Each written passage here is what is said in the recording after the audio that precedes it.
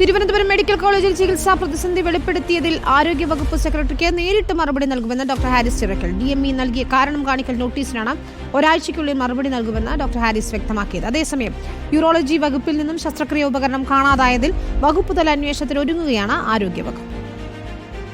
Medical കോളേജിലെ ശസ്ത്രക്രിയാ പ്രതിസന്ധി വിഷയത്തിൽ ഏറെ നാടകീയമായ നീക്കങ്ങളാണ് നടക്കുന്നത്.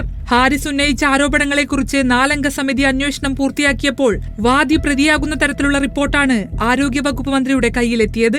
ശസ്ത്രക്രിയാ ഉപകരണം കാണാതായെന്ന വിദഗ്ധ സമിതിയുടെ കണ്ടെത്തലിൽ ഡോക്ടർ ഹാരിസിനെ മാറ്റി നിർത്തിക്കൊണ്ട് വകുപ്പ് തല അന്വേഷണത്തിനാണ് ആരോഗ്യവകുപ്പ് നീക്കമിടുന്നത്.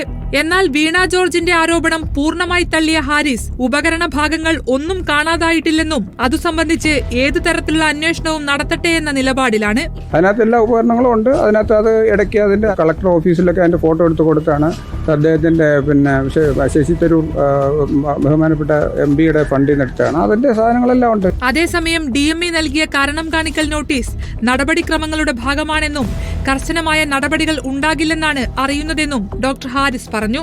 നോട്ടീസിന് ഒരാഴ്ചക്കുള്ളിൽ ആരോഗ്യവകുപ്പ് സെക്രട്ടറിക്ക് നേരിട്ട് വിശദീകരണം നൽകുമെന്നും അദ്ദേഹം കൂട്ടിച്ചേർത്തു. റിപ്പോർട്ടർ, തിരുവനന്തപുരം.